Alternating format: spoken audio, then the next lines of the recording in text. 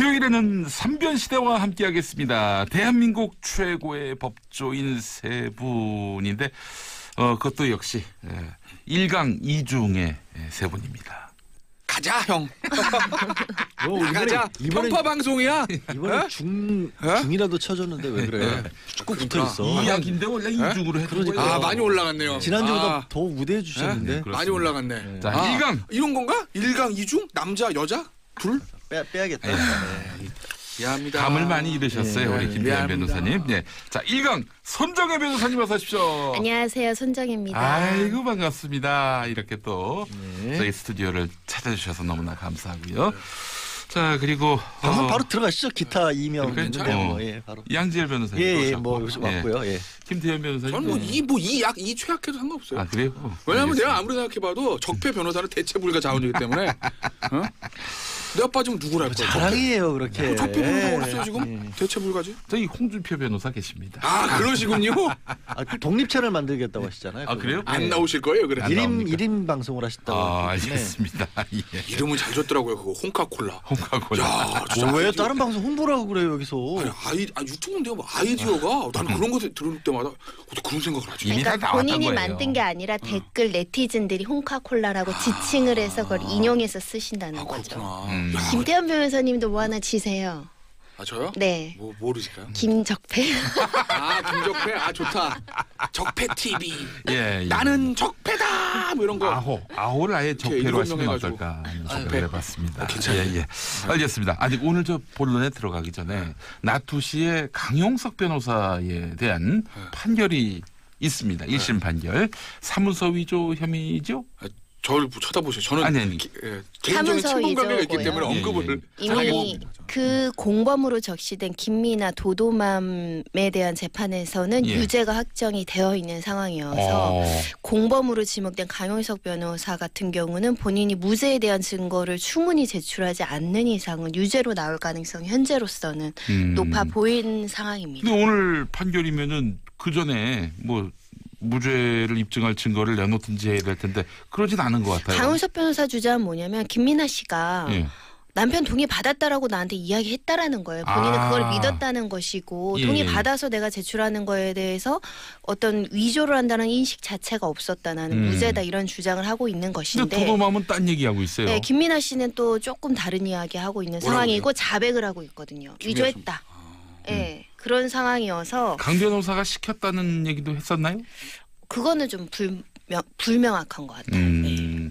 그게 결국 이게 그 위조한 것인지를 강용석 변호사가 인지했느냐 안 했느냐 이게 이제 쟁점이 될 것 같은데. 적어도 남편의 동의가 없이 김미나 씨가 이렇게 하는 행동에 대해서 미필적 고의가 있었는지 여부. 어떻게 전망하십니까? 많은 분들이 좀 관심을 가지셔가지고. 저는 언급해요. 저는 개인적으로 잘 알아요. 그래서 뭐라고 말하기가 참. 강용석 변호사님을. 그렇죠. 적폐는 적폐끼리 통한다니까요. 아유 왜 적폐라고 그러세요? 아니 강용석 변호사 저랑 저 고등학교 대학교 선배라서 저는 고등학교 때부터 잘 알았어요. 예. 그래서 저는 좀 언급하기가 좀 저도 아는데 언급했는데요. 저는 안 지가 오래돼서. 어떻게 되죠? 강용석 변호사 입장 하나만 말씀을 드리면 그래도 저한테 이런 얘기를 하더라고. 야 내가 그걸 할 이유가 없어. 내가 바보냐? 어차피 그렇게 해서 위조해서 초초가 들어갔다 하더라도 남편이 알면 다시 하면 되는 건데 아무런 효과가 없다는 거 아는데 내가 왜 그런 일을 해라는 얘기를 본인이 해요. 그러니까 법정에서도 그 얘기를 한 것 같은데 그 재판부가 어떻게 받아들일지 뭐 봐야죠. 도도맘의 변호인이 강용석 변호사는 아니었죠? 처음에는 강용석 변호사님이 도와주다가 그 이후에는 변경한 걸로 알고 제가 알기로는 지금 도도맘이랑 강용석 변호사가 그렇게 사이가 좋지는 않은 걸로 알고 있어요. 그래요? 알겠습니다. 상대 변호사는 저희 임방글 변호사도 몇 번 왔었죠. 예. 임방글 변호사가 도도맘을 상대로 소송을 했었죠. 그래요? 이거 참 무슨 뭐 맘이들 있어요.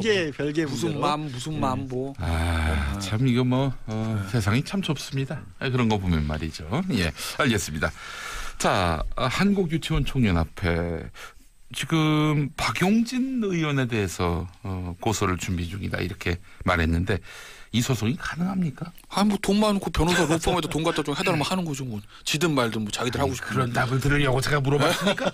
아니 근데 지금 저렇게 정답이죠, 제 말이. 굉장히 되바라지게 얘기를 해서 그렇죠. 이게 항상 네. 저희한테 뭐 상담을 하실 때 물어보시는 게 이런 거예요.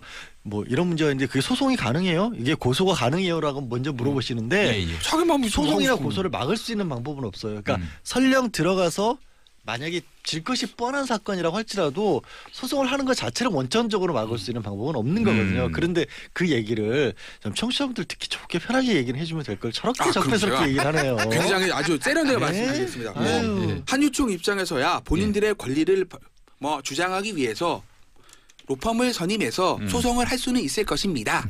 다만 지죠. 진짜? 진다고.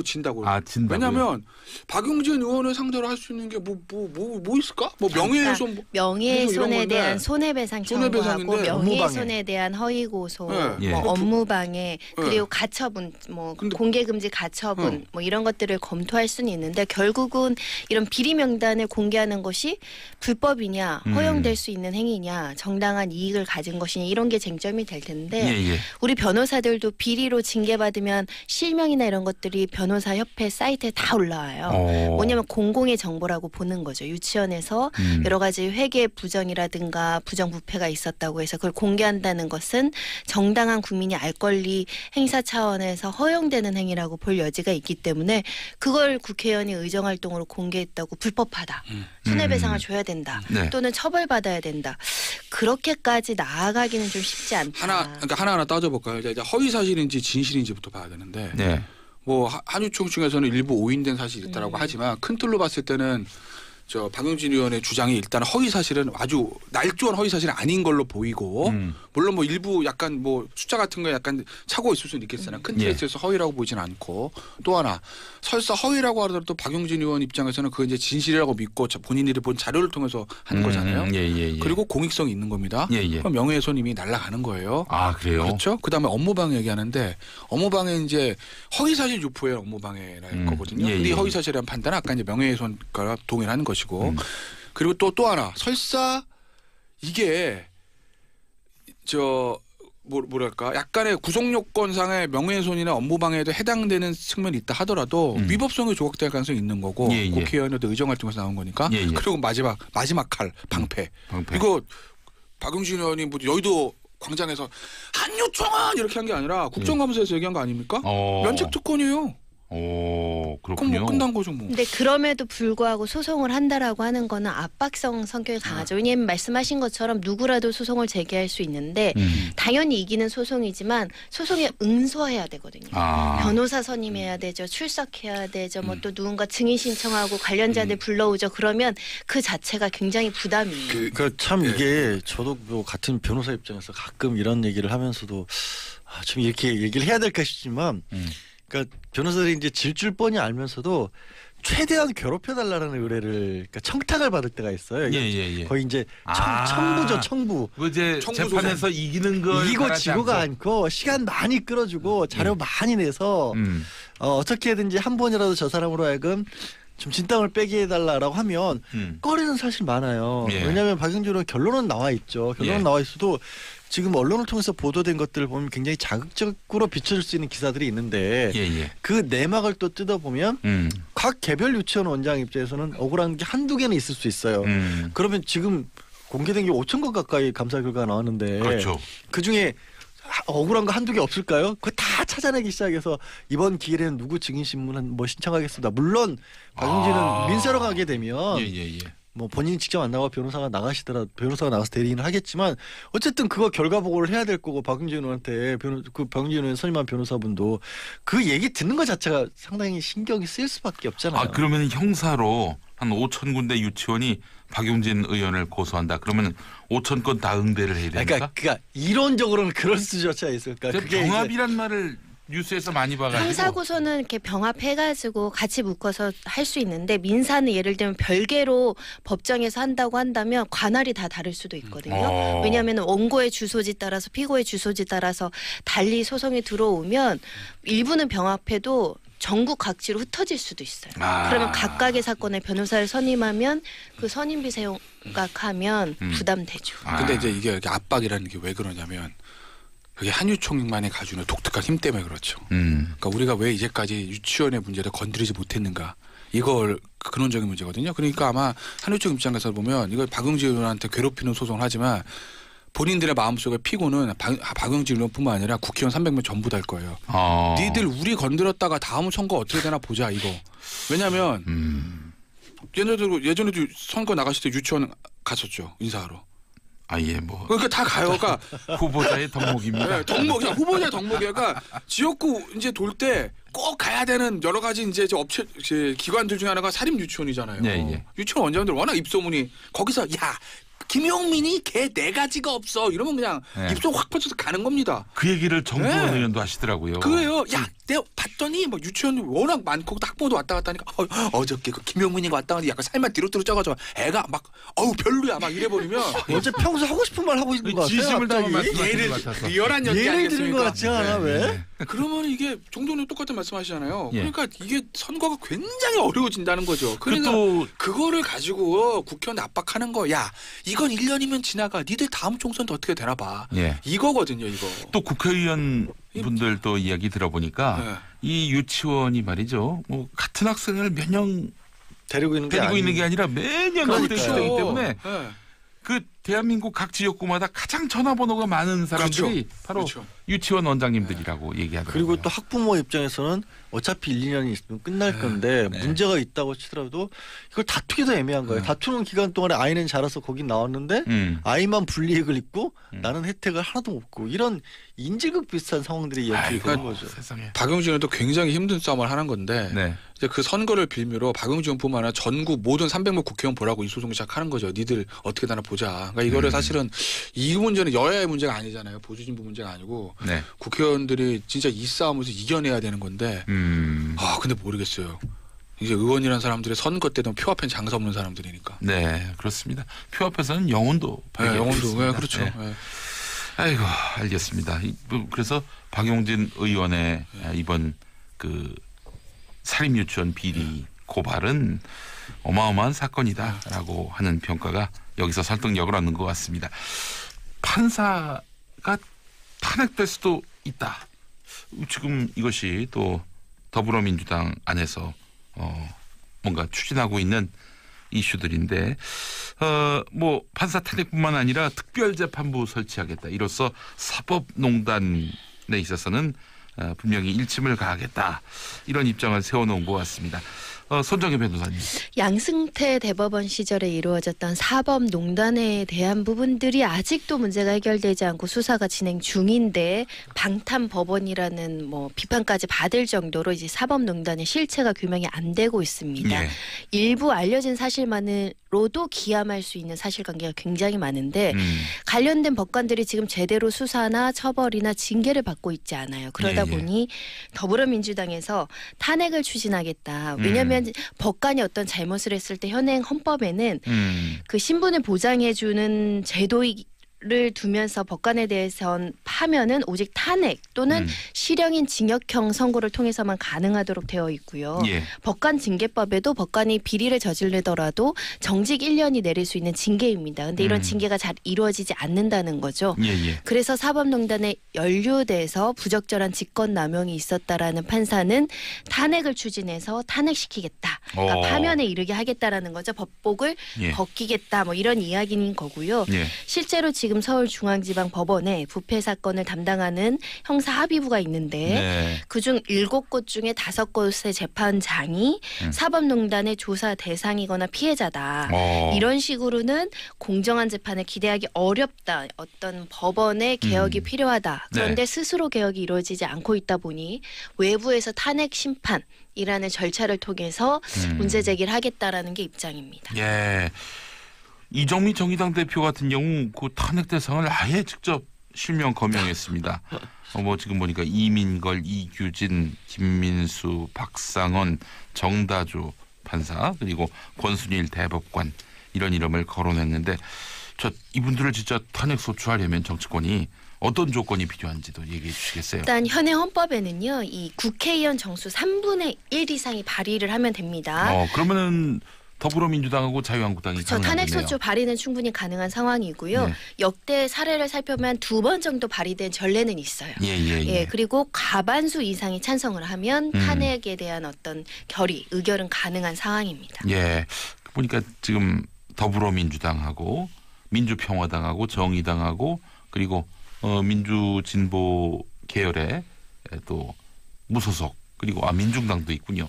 네. 합치면 절반이 되는 것 같습니다. 요거는 이제 탄핵 심판이 아니고 소추 의결까지 이렇게 국회의원 과반수가 필요하다는 거고요. 실제 심판은 헌법재판소가 헌법재판소에서 합니까? 맡게 됩니다. 대통령처럼. 박근혜 전 대통령 탄핵 과정하고 똑같다고 생각하면 돼요. 정족수만 조금 작을 뿐이지.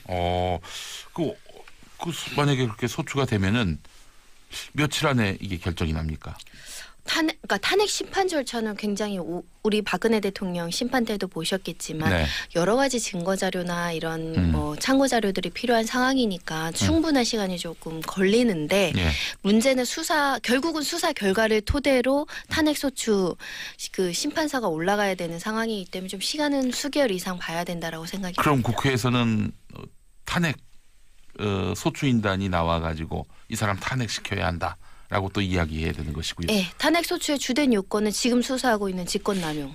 그러면은 지난번에는 권성동 법사위원장이 헌법재판소 나가가지고 박근혜 대통령 탄핵해야 된다 이랬는데 이제 그러면은 여상규 위원장이 나가는 겁니까? 현실적으로는 그럴 수밖에 없는 거죠. 여상규 위원장은 또 법관 출신이고 판사 출신이고 최근에 사법농단 관련 수사를 가지고 국정감사 과정에서 여당 쪽에서 이 사법농단 철저하게 수사를 해야 된다고 했을 때 과연 좀 그렇지 않은 쪽으로 말씀을 좀 사실은 하셨기 때문에 사법농단 관련해서 질의하려고 그러면은 그 얘기하지 말라고 막 그렇게 뜯어 말렸는데 현실성은 좀 떨어져 보여요. 안 될 거예요, 탄핵 소추. 탄핵 소추 안 될 것이다. 찬물을 그냥 쫙 끼워버리지 않습니까, 제가 그냥 썰렁하게.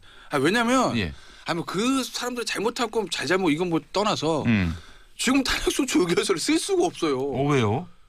의혹으로 쓸 수 있는 건 아니잖아요. 그러니까 예전에 박근혜 전 대통령 때는 나름대로 특검하기 전에 이미 검찰 수사 어느 정도 됐고 더군다나 이제 최순실이라는 사람은 수사가 굉장히 많이 됐잖아요. 그러니까 박근혜 전 대통령 최순실과 공부가 뭘 잘못했다는 걸 쓸 수가 있었어요. 그래서 지금은 쓸 게 없어요. 좀 사법농단을 한 거 같은 걸? 같은 걸로밖에 못 쓴다고요, 지금은. 그러니까 대법원에서 나온 문건만으로는 그게 증거가 될 수 없다. 그게 지금 딱 혐의가 나온 건 아니잖아요. 직접 관여했다는 증거는 없잖아요. 그렇기 때문에 이상한 사람인 것 같은 걸? 권력을 남용한 것 같은 걸? 메이비로 쓸 수밖에 없으니까 이게 탄핵 소추 의결서가 써지지 않는데 국회에서 이거 올라간들 설사 그렇게 해서 과반수 어찌어찌 해서 국회는 정치적 판단하는 거니까 간다고 합시다. 헌재가 바로 깨져요, 지금 상태에서. 이게 결국 방탄법원의 문제예요. 왜냐하면 증거가 수집돼야 말씀하신 것처럼 탄핵 수수를 시킬 수 있는데 압수수색 영장 다 대부분 기각. 강제 수사를 못하게. 그러니까 지금 확보된 증거만으로는 임종원 차장 정도 지금 강제 수사 들어가고 이런데 이 증거만으로는 임종원 차장에 대한 법적 절차는 진행할 수 있지만 이 이름이 거론된 개별 그 재판의 재판장들을 개별적으로 이 사람이 그러면 어떤 거에 관여되어 있느냐 이게 좀 부족할 수 있다. 하나만 더 말씀. 헌재 재판관들은 법원 출신 아닌가요? 그죠? 알겠습니다. 자, 계속해서 이현석의 노래 학창 시절 2부 끝곡으로 준비했습니다. 3부에서 이어갑니다. 김용민의 정치쇼 수요일 2부 3부는 3변시대로 함께하고 있습니다. 3부 시작됐죠. 자, 오늘도 함께하는 세 분은 양지열 변호사님, 김태현 변호사님, 그리고 아우가 완소 손정혜 변호사님. 제가 여기서 완소라는 단어를 기분 편파 방송도 이런 편파 방송이 없어. 늦게 소개 하나 했어요. 그렇습니다. 여자가 이제 PD 양복 입고 저기 가는 거 아니에요 지금? 이름만 불러준 것만으로도 감지각지 해야 돼요. 아니 두 분에 대해서 제가 불이익을 드린 게 있습니까? 불이익 준 거 없죠. 그렇습니다. 특혜를 누군가에게 드린 거죠. 이거 MC의 이거 직권남용 아니에요? 직권남용? 직권남용이 그 죄가 됩니까? 대한민국 법원에서. 안 그렇죠. 되잖아요. 그렇구나. 제 입장이 그거죠. 직권남용. 직권남용이 어디 있어요? 직권남용이 대한민국에서. 제 입장이 그건데 기본 입장. 직권남용은 별로 죄가 안 된다. 자, 사법농단 관련한 여당 대응 관련해서 특별재판부 도입.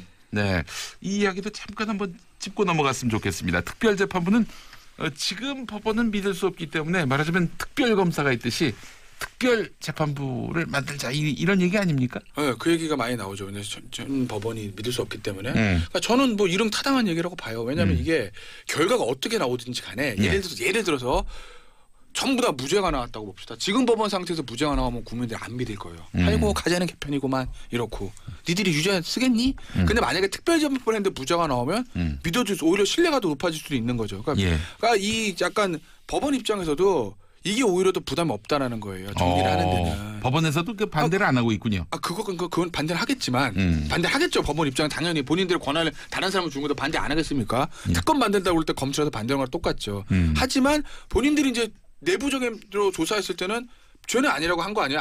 안철상 그 법원행정처장도 김명수 대법원장 안에서도 진상조사단에서 봤을 때 죄는 안 된다고 한 거 아니에요. 그래서 죄가 안 된다고 하면 특별재판부 통해서 무죄가 나와야 본인들이 완전히 떳떳하지. 자기들 입장에서 셀프 재판을 해버리면 두고두고 이해가 남는다고요. 그러니까 다만 특별재판부도 특별재판부지만 저는 검찰도 특검 가는 게 맞다는 거죠.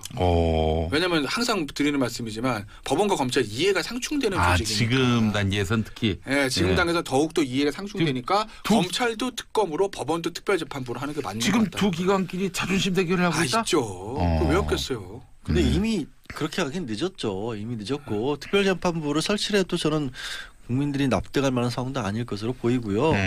그리고 사실 이제 아까 좀 전까지 탄핵 얘기를 했었잖아요. 탄핵도 현실 가능성이 별로 없고 특별재판부도 저는 설치 자체가 어려울 것으로 보이고 그러면 결국에 이게 왜 이렇게 제가 뭐 비관적인 어떤 얘기를 하냐면 지금으로서는 법원이 특별하게 문제를 일으켰을 때 견제할 수단이 아무것도 없다는 걸 국민들이 좀 정말 아프게 어떻게 보면 깨닫는 계기가 됐으면 좋겠어요. 결국 뭐 고비처가 됐든 뭐가 됐든 견제장치 만들자는 얘기를 만들지 않으면 안 된다는 거죠. 특별재판부가 보니까 1심, 2심까지만 할 수 있고 3심은 또 대법원이 맡도록 돼 있는데 1심, 2심에서 이렇게 만약에 유죄 쪽으로 결론 나고요. 3심 가서 엎어지면은 그러면 특별재판부로 파기환송되는 겁니까? 그거는 특별재판부 관련 법안을 어떻게 만들어야 특별법이 어떻게 제정되는지에 따라 다른데요. 뭐 대법원이 최종 심의니까 대법원의 판단에 귀결되는 건 현행 법률상은 어쩔 수 없어요. 이제 대법원 같은 경우는 우리 헌법에 대법원이 딱 명확히 규정이 돼 있으니까 대법원에서 재판받을 권리가 있으니까 그걸 없애고 특별재판부에서 대법원까지 한다는 건 애초에 안 되는 거고 뭐 일각에서는 특별법원 같은 경우에도 헌법상 설치할 근거가 없다라고 주장하는 쪽도 있긴 있어요. 그러니까 아마 이게 법이 만들어지면 위헌 논란도 생기긴 할 거예요. 뭐 결과 어떻게 될지 모르겠지만. 그러니까 아까 말씀드린 그 파기환송 그런 문제들은 이 조문을 어떻게 구성하냐에 따라 좀 다른 거죠. 그러니까 갈 길은 굉장히 멀어요, 사실. 근데 이게 만약에 나중에 이 사건 사법농단 이후에 또 법원 내에서 이런 문제가 생겼을 때 셀프 수사, 셀프 재판을 막자라는 취지거든요. 셀프 재판 막자. 법원 구성원이 어떤 비리나 여러 가지 국정농단 정치권에 뭐 연루된 이런 사건이 있었을 때는 별도의 재판부에서 심리하자 충분히 국민들한테 정당성 있는 시도기 때문에 뭐 위헌 소지는 충분히 그 공공의 이익 이런 걸로 넘어갈 수 있지 않을까 생각합니다. 그러면은 그 법원 밖에 외부의 재판부를 둬서 그는 상고법원이 아니라 외고법원, 특목법원 해가지고 이제 한번 운영해 보면 어떨까? 오늘이 청취율 조사 마지막 날이라고 그러지 않았습니까? 찬물을 끼얹는 소리가 지금 큰일 마지막 났다. 불꽃을 태우고 있는 거예요 지금. 성대모사 한번 청취율 높여달라는. 뭘로 할까요? 뭐 잘하시는 걸로. 오늘 저희 삼변시대 애청자 여러분 많이 듣고 계시죠? 서울에서는 서울방송입니다. 서울방송 103.5 김용민의 정치쇼 많은 애청 바랍니다. TBS 홍보하시는 거예요? 제가 지금 서울시에서는 TBS인데. 그래요? 홍카콜라도 한번. 홍카콜라 이게 잘 안 돼요. 잘 비난을 받았습니다. 그래요? 전혀 안 똑같다고. 문재인 대통령하고 흡사하다고. 그럼 대통령 버전으로 한번. 이 대통령 버전이 그것이 사실은 국민 여러분께 성원을 받아야 되는데 이 성원을 받지 못하고 있어요. 대통령으로 시작해서 이상하다가 끝이 홍카콜라로 끝난다. 근데 처음에 비슷했어요. 첫 마디 딱 처음에 첫 나오죠. 마디는 그죠? 비슷한데 예. 아니 어떻게 헷갈려도 문재인 대통령하고 홍준표 대표를 헷갈리는지 모르겠어요. 아니, 근데 예. 탄핵 당해야겠네. 이분. 알겠습니다.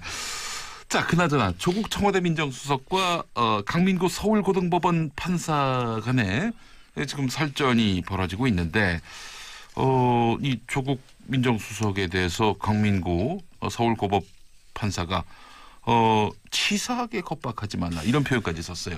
고법 부장판사죠. 그 마지막이 치사하게 겁박하지 말라는 얘기인데 이 자초지종을 좀 말씀을 드려야 될 것 같아요. 네.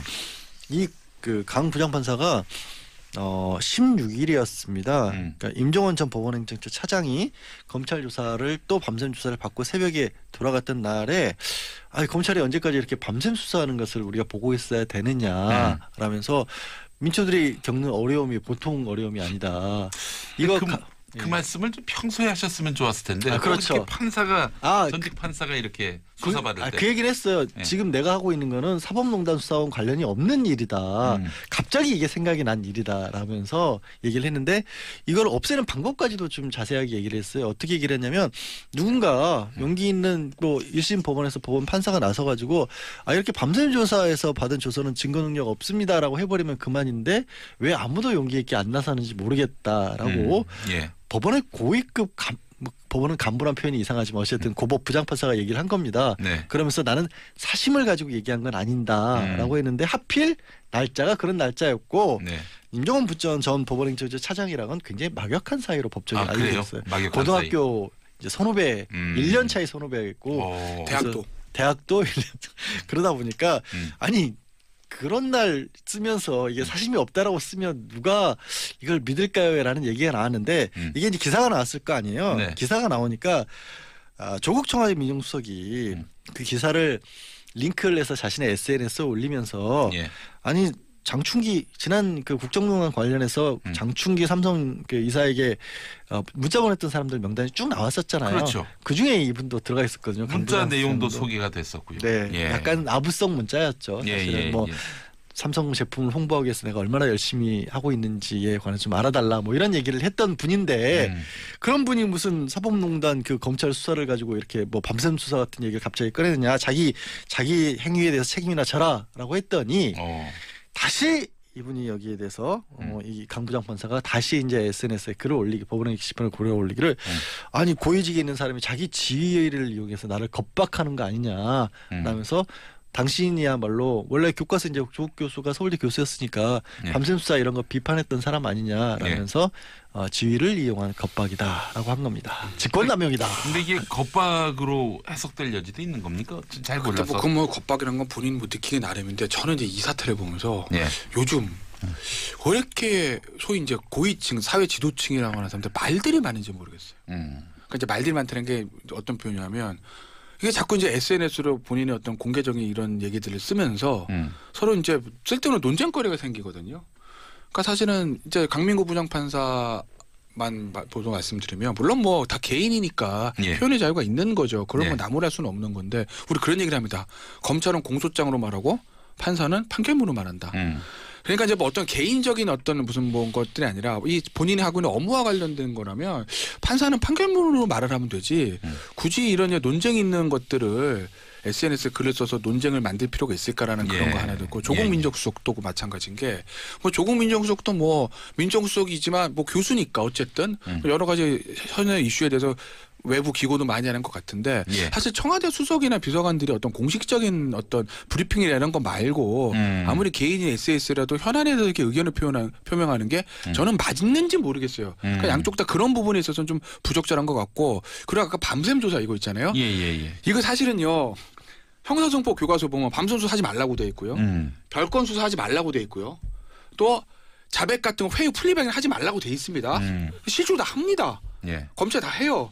그리고 법원도 아무 문제 없이 그걸 다 받아들여 줬어요. 거기서 댓글 거는 판사 아무도 없었습니다. 피의사실 공표도 그렇죠. 마찬가지예요. 그런데 강민구 부장판사 입장 아까 안 변호사 잠깐 언급하셨는데 강민구 부장판사 입장에서 보면 본인이 교과서인데 원칙적으로 얘기를 한 거예요. 근데 왜 지금 진작 그렇게 하지?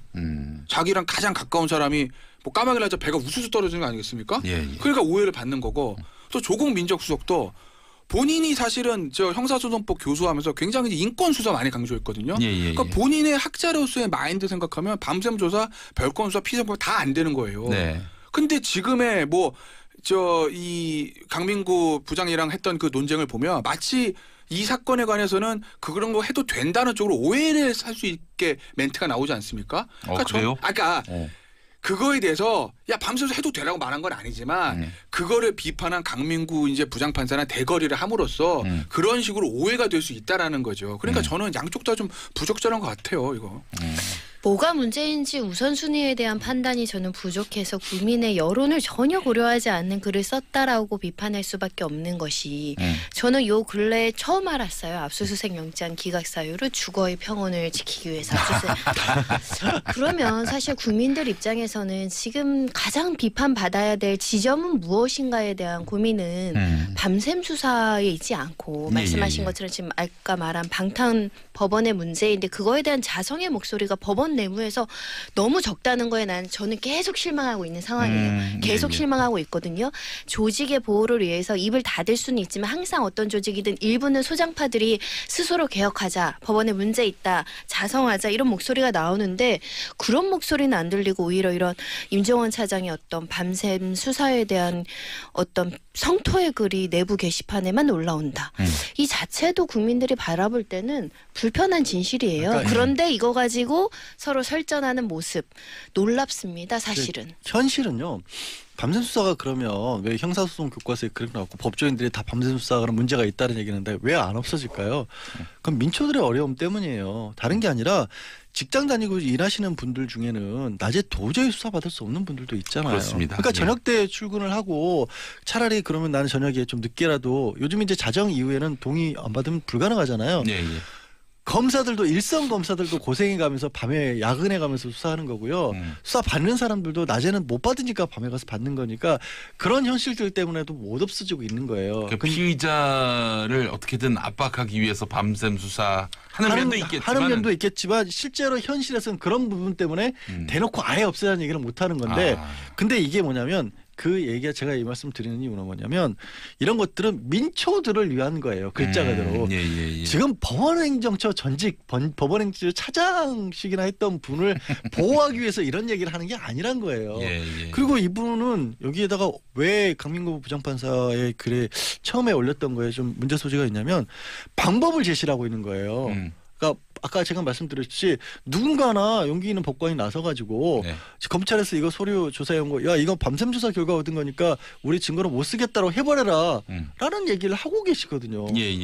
이게 오히려 어떻게 보면은 본인의 이분 대법관으로만 후보로만 2번인가 제청됐던 분이에요. 아 그래요? 그런 분이 일선 법관들한테 우리 이렇게 해야 되는 거 아니냐라고 하면 그게 영향력이 크지. 민정수석이 개인적으로 SNS에 올린 것이 자기를 겁박했다라고 볼 수 있다? 저는 그건 아닌 것 같아요. 알겠습니다. 2번이나 거론됐던 분이었군요. 2번인지는 정확히 않습니다. 죄송합니다. 한 번은 확실합니다. 2번 맞습니까? 저는 본인이 그렇게 글에서 썼던 것 같아요. 알겠습니다. 더불어민주당이 유튜브 가짜뉴스 104건에 대해서 삭제 요청을 했는데 유튜브를 소유하고 있는 구글 코리아가 구글이 모두 거부했네요. 그렇죠. 이제 민주당의 가짜뉴스 허위 조작 정보 대책위원회군요. 그게 이제 허위 정보 대책 특별위원회라고 하더라고요. 더불어민주당에. 그러니까 구글 코리아를 방문해가지고 유튜브 가짜뉴스 104건에 대해서 삭제를 요청했는데. 구글에선 위반 컨텐츠가 없다라고 답했다는 거예요. 그러면서 이제 민주당 특유의 발표에 따르면 뭐 104건에 대해서 뭘 했는지를 다 밝힌 건 아닌데 그중에 이제 몇 가지만 밝힌 게 뭐냐면 5.18 민주화 운동에 대해서 북한군이 침투에 일으킨 폭동이다라는 내용이 있다라는 거예요. 요것도 삭제해달라고 하는데 이것까지 구글 코리아에서 거부했다. 이건 구글 코리아 문제 있는 거 아니냐. 그다음에 또 하나는 문재인 대통령의 건강 이상서를 제기한 동영상. 이것도 삭제를 요청했는데 구글 코리아에서 삭제할 수 없다. 뭐 이렇게 답변을 했다고 하죠. 구글에 뭐가 올라오면은 특히 유튜브에 뭐가 올라오면은 이게 치우기가 쉽잖아요. 특히 이제 김용민의 정치쇼. 이게 주식회사 SBS가 만든 건데 이걸 SBS와 전혀 무관한 어떤 분들이 막 그냥 오디오 파다가 올려요. 그래서 저희가 지워달라 하면은 구글 쪽에서 뭐 차일피일 미루더니 나중에나. 저도 그게 예. 경험한 게 제가 가끔 제 이름 쳐보거든요. 네. 포털에 네. 무슨 욕 먹나 보려고. 네. 네. 근데 마음 아프게 왜 찾아보세요. 가끔 네. 네, 좀 약간 매저키스트적 성격이 있나 봐요. 제가 어쨌든 찾아보는데 그러면 제가 3변시대 했던 거 오디오 파일이나 네. 그게 이렇게 뭐 동영상 이런 데 떠다니는 데 있더라고요. 예. 그렇죠. 그건 예. 그런 거 말씀하시는 거죠. 그렇습니다. 네. 근데 저작권 침해 얘기를 하시는 건데 이제 저작권 침해로 걸기에는 그 저작권 침해물들이 현재 너무 많아요, 사실. 그러니까 뭐 제가 정치조가 폄하할 수 없는 위치에 있는데 네. 이런 어떤 거 말고 훨씬 대중적으로 인기 있는 가요 이런 것들도 있잖아요. 그렇죠. 그런 것들조차도 이제 막 카피를 올려서 침해하는 그런데 또 상황이라서. 그거는 또 그렇다고 하더라고요. 그 가요가 올라왔단 말이죠. 그 가요로 인해서 이제 소득이 발생한다. 예컨대 뭐 광고비 이런 것들이 발생하면은 그 이 원 저작자한테 그 돈이 간다는 거예요. 그러니까 내가 아무리 열심히 올려봐야 결국 이득은 원 저작자에게 간다는 거죠. 근데 이건 없어요 또. 김용민의 정치쇼 막 퍼간다고 김용민이한테 뭐 도움이 된 게 전혀 없어요. 네. 방송 계속 대신 청취율이 조금은 오를 수도 아, 그런가요? 있다는 도움이 어. 되지 않을까. 예. 일단 이거는 사실은 조금 일견 들으면 구글 코리아는 왜 이래 이럴 수 있어요. 왜냐면 지금 허위 정보라고 적시된 게 이제 5.28 민주화 운동 뭐 북한군이 일으켰다 뭐 이런 명확한 허위 사실에 대한 정보인데 그러니까 방통위가 삭제 요청을 하면 해준다는 거예요. 아 그래요? 그러니까 지금 현행 제도나 법률상으로는 예를 들면 개인이 요구를 한다거나 뭐 예를 들면 정당이 요구를 하거나 어떤 기관이 요구했을 때 본인들이 판단할 수 있는 판단 능력이 좀 부족해서 명확히 허위인지 아닌지 무엇인지를 판단하기 어려우니까 우리 방통위는 정보통신망법이나 여러 가지 법률상 허위나 이런 명예를 침해하거나 뭐 음란이나 이런 것들을 삭제 요청할 수 있는 법이 있잖아요. 예. 그거에 근거해서 들어오는 건 삭제해 주는데 그러니까 법원이 법원도 요청해도 맞아요. 네, 방통위 네, 또는 네. 법원. 네. 예. 그런데 이렇게 이제 누구라가 봐도 명백하게 빨리 지어야 되는 것들을 개인이나 정당이나 누가 했을 때는 잘 안 받아들여진다는 거고 삭제에 너무 많은 복잡한 절차가 필요하다. 그러니까 쉽게 얘기하면 이거죠. 그러니까 공적 기관에 공적인 판단이 있으면 하겠으나 예. 이해 당사자가 하는 요청하는 거에는 우리가 응하지 않겠다. 거기는 괄호 이거 한번 응하기 시작하면 우리 다 해줘야 돼. 이건 이런 입장인 것 같아요. 예. 그러니까 혐오를 조장하는 혐오 범죄들은 좀 잘 삭제를 해준다는 거예요. 예. 그런데 일단 이렇게 좀 논란이 되는 부분이라든가 정치적인 부분 이런 것들은 아하. 본인들이 판단의 부담을 지기 싫기도 하고 판단할 수 있는 주체도 불명확하다 보니 네. 이 가짜 뉴스가 빠르게 지금 삭제되고 있지 않다. 그래요. 근데 우리나라 포털들 같은 경우는요. 예를 들면 내가 마음에 안 들어요. 내 이름이 거론됐고 신고하면 뭐 바로 일단 블라인드 처리해 버리더라고요. 블라인드 처리까지는 포털 같은 경우에는 예. 시스템이 굉장히 간단한 편이잖아요. 예. 근데 지금 구글이나 이런 데는 시스템이 좀 많이 다르고 무엇보다 이런 거예요. 아까 손 변호사님 힌트를 주셨는데 혐오와 관련된 부분은 비교적 빨리 움직인다고 하는 게 유럽 같은 경우 특히 혐오 관련은 아예 법 규정이 명확하게 돼 있고 외국 회사라고 할지라도 그쪽에서 위반할 경우에는 고액의 벌금을 매긴다라고 엄포를 놔놨기 때문에 근거 법이 있거든요. 나머지 부분에 대해서는 우리는 그러니까 이런 거죠. 명예훼손이나 아니면 뭐 허위사실이건 진짜라고 모욕이건 이런 것들은 굉장히 개인적인 어떤 법적인 침해인 거고 나머지 가짜 뉴스라고 우리가 흔히 말하지만 이게 뭐가 가짜 뉴스고 그중에서 뭐가 법적으로 문제가 있는지가 근거 규정이 지금은 없거든요. 그러니까 구글 입장에서는 당연한 거예요. 너네 나라에도 근거가 없는데 왜 우리 보고 그래. 이렇게 되는 거죠. 이런 게 있죠. 또 그리고 구글 코리아기 때문에 우리나라 법을 준수를 하겠지만 예. 기본적으로 구글은 미국 회사입니다. 그러니까 기본적으로 바탕에 깔려있는 문화, 언론, 표현의 자유를 바라보는 시각자가 완전 다르죠. 그러니까 우리나라 같은 경우 헌법에 아예 명예훼손이나 무슨 또 뭐 있죠? 뭐 선량 뭐 이렇게 해가지고 이런 몇 가지를 가지고 언론의 출판 자유가 제한될 수 있다. 뭐 타인의 명예를 침해하는 경우 뭐 이런 경우들, 뭐 공중도덕 이런 걸 가지고 언론 표현의 자유를 제한할 수 있다고 헌법에 명시가 돼 있는데 예. 미국 수정헌법 보면 1조인가 2조인가 보면 어떤 경우에도 언론 출판의 자유와 표현의 자유를 제한하는 법률을 만들 수 없게 돼 있거든요. 그러니까 표현의 자유를 헌법에서 보장하는 정도가 우리나라보다 미국 훨씬 강합니다. 그러니까 그 문화에 젖어 있는 구글이기 때문에 조금 보는 시각 자체가 우리랑은 좀 다른 것 같긴 해요. 법무부가 지난주에 허위 조작 정보 처벌 강화 방안을 밝혔는데 유튜브 1인 방송에 대해서도 언론사 보도에 준하는 책임을 묻겠다 이랬단 말이죠. 이 부분 어떻게 보세요? 근데 언론사 보도에 준해도 언론사 같은 경우에는 예. 사실 책임지는 경우가 거의 많지는 않아요. 그거는 이제 두 가지가 다 있겠죠.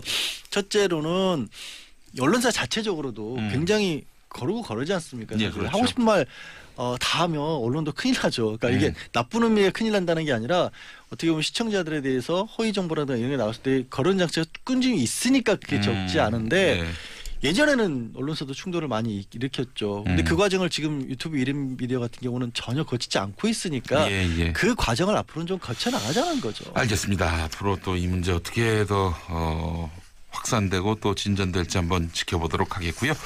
이렇게 해서 3변 시대 오늘 순서 마무리하겠습니다. 양지열 변호사님, 김태현 변호사님, 그리고 손정혜 변호사님 감사합니다. 완소 빼뜨리셨는데. 예? 완소 빠뜨리셨. 완소 뺐습니까? 예. 이런 완소 손정혜 변호사님 고맙습니다. 감사합니다. 예, 수고하셨습니다. 저는 4부에서 감사합니다. 뵙겠습니다.